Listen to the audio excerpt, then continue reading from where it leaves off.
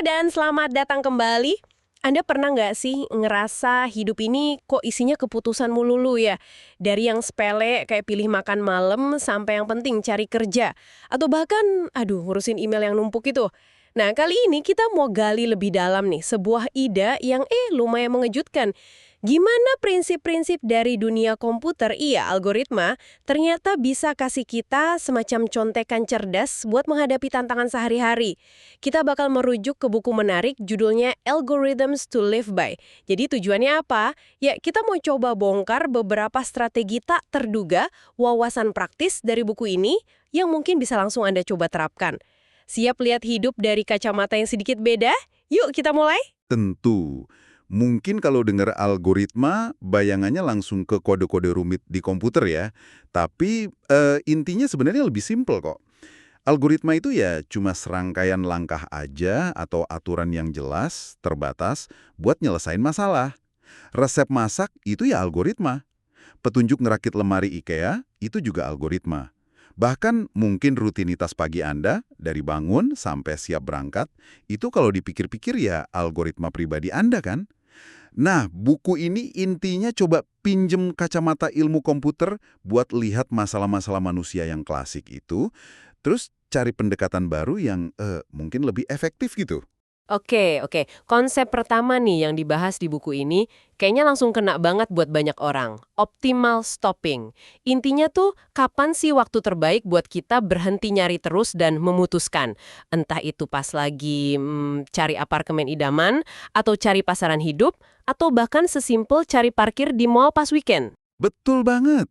Ada masalah klasik tuh di ilmu komputer, namanya masalah sekretaris. Mirip ini. Jadi Anda wawancara kandidat satu-satu, terus harus mutusin rekrut atau tolak saat itu juga. Nah, kalau udah ditolak, nggak bisa dipanggil lagi kan? Untuk masalah kayak gini, ada strategi matematis yang optimal, sering disebut aturan 37%. Gimana tuh 37%? Gini idenya, kalau ada sejumlah pilihan, katakanlah kandidat, apartemen, atau calon pasangan dalam jangka waktu tertentu, Anda perlu lihat-lihat dulu atau ya tolak 37% yang pertama tanpa milih satupun. Anggap aja ini fase riset atau kalibrasi gitu.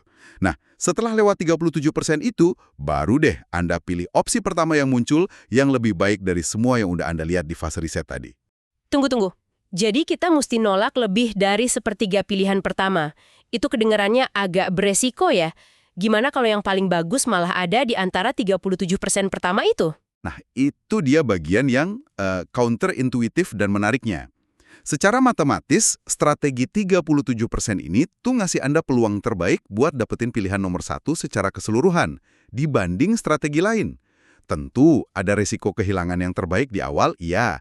Tapi, resiko kejebak sama pilihan yang biasa-biasa aja di akhir kalau kita kelamaan nunggu, atau malah milih kecepatan ternyata, lebih besar. Oh gitu. Dan lucunya, studi di dunia nyata, kayak yang dilakukan Amnon Rapoport itu, malah nunjukin kita sering kali kebalikannya. Kita cenderung loncat atau mutusin terlalu cepat, jauh sebelum nyampe titik 37%. Iya juga ya. Mungkin ya karena kita nggak sabaran, takut kehilangan kesempatan, atau mungkin kita nggak sadar ngitung biaya waktu yang kebuang buat terus nyari. Jadi, matematika bilang, sabar dikit di awal, tapi abis itu lebih tegas mutusinnya. Wah, menarik banget. Jadi kadang sifat nggak sabaran kita itu malah ngehalangin dapat yang terbaik ya. Oke. Nah, setelah tahu kapan mesti berhenti nyari, gimana soal keputusan sehari-hari antara nyoba hal baru atau ya udah nikmatin aja yang udah kita suka? Nah, itu bawa kita ke trade-off fundamental lainnya. Explore versus exploit. Explore itu ya nyoba restoran baru, dengerin band baru, belajar skill baru. Exploit itu balik lagi ke restoran favorit, muter playlist andalan, atau pakai keahlian yang udah kita kuasai banget. Dua-duanya penting loh. Tentu, explore kan anak, nyaman, makan di tempat langganan udah pasti enak kan. Tapi kalau nggak pernah explore, ya kita bisa ketinggalan hal baru yang mungkin lebih seru atau lebih bagus lagi. Gimana ilmu komputer lihat keseimbangan ini? Ada analogi bagus namanya multi-armed bandit problem. Bayangin Anda lagi di kasino nih. Di depan Anda banyak mesin slot, bandit berlengan satu. Tiap mesin punya tingkat menang yang beda-beda. Dan Anda nggak tahu mana yang paling gacor. Pertanyaannya, Mendingan Anda terus nyoba mesin baru, itu explore, atau tetap main di mesin yang kayaknya lumayan ngasih hasil, itu exploit. Dilema ya. Terus gimana solusinya? Salah satu strategi simpelnya ya win stay lose shift. Kalau menang, ya main terus di situ. Kalau kalah, pindah, coba mesin lain. Tapi ada pendekatan matematis yang lebih canggih. Salah satunya pakai indeks Gittins. Yang paling mengejutkan dari indeks ini tuh, dia ngasih nilai yang tinggi banget buat opsi yang belum pernah dicoba sama sekali. Bahkan nilainya bisa lebih tinggi dari opsi yang udah terbukti lumayan loh. Serius? Belum dicoba malah lebih tinggi nilainya. Iya, ini nunjukin adanya semacam bonus eksplorasi yang kuat. Algoritma ini seolah bilang, jangan keburu puas sama yang lumayan, soalnya yang belum dicoba itu mungkin aja jauh lebih bagus. Optimisme di awal atau kemauan buat nyoba hal baru, itu cara terbaik buat hindarin penyesalan, coba dulu tahu gitu, nanti. Oh, wow. Jadi rasa penasaran dan pengen nyoba hal baru itu bukan cuma iseng ya, tapi ada dasar rasionalnya juga buat ya memaksimalkan kemenangan jangka panjang kita gitu. Tepat. Dan seringkali, kita ini jadi subjek dari strategi explore-exploit ini tanpa sadar loh. Contoh paling jelas ya A/B testing di internet. Oh iya, A/B testing, sering dengar itu. Nah, itu kan perusahaan teknologi terus-terusan ngeeksplorasi versi beda dari tombol, gambar, tata letak ke sebagian kecil pengguna. Nanti versi yang paling berhasil dieksploit ke mayoritas pengguna. Kampanye Obama tahun 2008 itu contoh terkenal. Mereka ngumpulin puluhan juta dolar tambahan cuma gara-gara ngetes elemen mana yang paling efektif di halaman donasi mereka. Kita ini jadi bagian dari mesin slot yang mereka coba optimalin terus. Wah, iya juga ya. Kita jadi kelinci percobaannya. Oke, sekarang kita pindah dari soal keputusan ke ngurusin barang. Entah itu barang fisik di lemari atau file digital di komputer. Konsep sorting atau ngurutin ini pasti relevan banget. Saya sering banget ngerasa kewalahan nata barang. Iya, ngurutin itu fundamental banget. Metode yang paling intuitif, kayak bandingin terus, tukar barang satu-satu sampai urut, itu kan kayak bubble sort ya, ternyata. Nggak efisien banget kalau barangnya banyak. Waktunya bisa nambah kuadratik gitu. Maksudnya lama banget Nah, gitu ya. lama banget. Nah, terobosannya datang dari algoritma kayak merge sort. Idenya tuh menurut saya brilian. Pecah tumpukan gede jadi dua, urutin masing-masing tumpukan kecil itu, kalau perlu dipecah lagi, terus gabungin lagi dua tumpukan yang udah urut tadi. Jauh lebih cepat. Analoginya kayak ngurutin setumpuk kartu remi deh. Lebih cepat kan kalau dibagi dua tumpukan dulu, urutin masing-masing, baru digabungin secara terurut daripada bandingin satu-satu dari awal sampai akhir. Oke, masuk akal. Nah, masih nyambung soal nata barang nih. Ada konsep caching. Apa hubungannya sama ngurutin tadi? Di komputer kan ada memori cache tuh yang super cepat, buat data yang baru aja atau sering banget dipakai. Prinsip utamanya seringkali least recently used atau LRU. LRU. Maksudnya? Least recently used. Jadi kalau cache-nya penuh, item yang paling lama nggak kepake itu yang dibuang duluan buat ngasih tempat ke yang baru. Yang menarik tuh, gimana ini bisa jadi analogi cara kerja otak kita. Kita sering ngeluh kan soal lupa. Tapi mungkin lupa itu bukan kegagalan sistem, tapi malah fitur efisiensi. Gimana tuh? Kayak prinsip LRU tadi. Otak kita mungkin secara adaptif ngebuang atau nyimpen lebih dalam informasi yang udah lama nggak relevan atau jarang diakses. Tujuannya, biar informasi yang lebih baru dan relevan jadi lebih gampang diambil. Kurva lupa Ebbinghaus yang terkenal itu mungkin ya cerminan dari sistem caching alami otak kita ini. Wah, jadi lupa itu bukan tanda otak kita rusak, tapi justru cara kerja yang efisien gitu. Ini benar-benar ngubah cara pandang soal memori, bahkan mungkin soal penuaan ya. Mungkin orang tua itu bukan pikun, tapi database informasinya udah kegedean aja, jadi butuh waktu lebih lama buat nyari. Bisa jadi salah satu faktornya begitu. Otak kan harus nyaring lebih banyak pengalaman seumur hidup. Ini lebih kayak tantangan pencarian data yang kompleks daripada sekedar penurunan fungsi. Dan prinsip LRU ini bisa kita terapkan secara sadar juga kan? Taruh kunci mobil di tempat yang sama terus, letakin dokumen aktif di paling atas meja, atau simpan nomor penting di kontak favorit.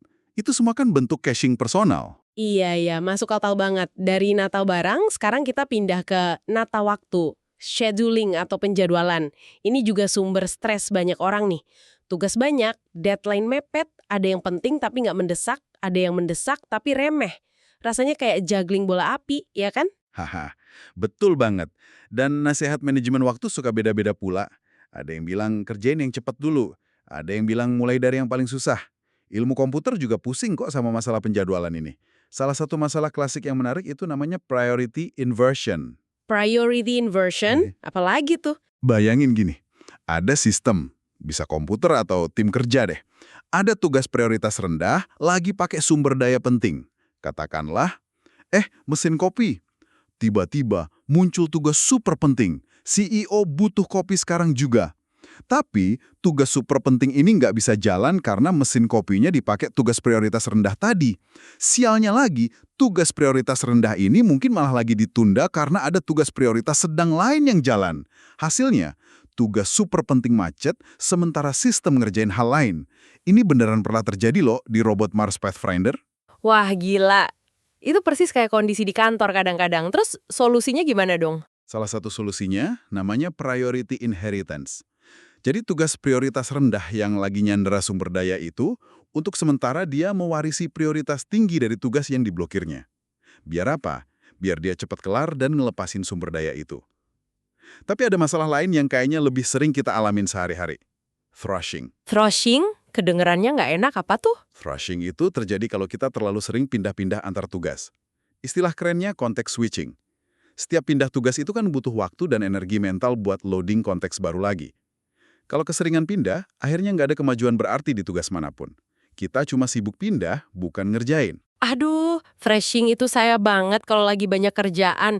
Buka email, balas chat, kerjain laporan dikit, buka sosmed bentar, balik lagi ke laporan. Pindah-pindah mulu, nggak ada yang kelar beneran. Gimana ngatasinnya tuh? Solusi algoritmanya sebenarnya simpel, tapi ya ngelakuinnya yang susah. Kurangi konteks switching.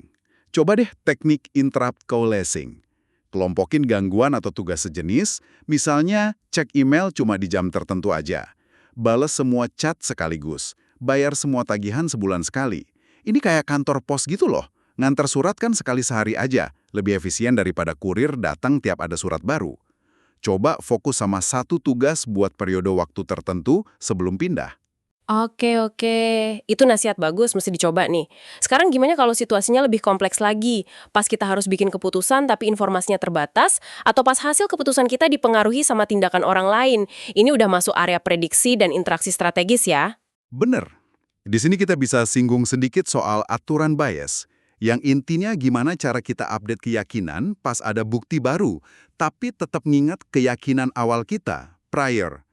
Tapi yang sering banget ngejebak kita dalam prediksi itu sebenarnya overfitting. Overfitting, sering dengar juga istilah ini di data science. Maksudnya apa sih? Overfitting itu kayak kita bikin model atau penjelasan yang terlalu rumit, terlalu pas sama data masa lalu, termasuk sama kebetulan atau noise-nya.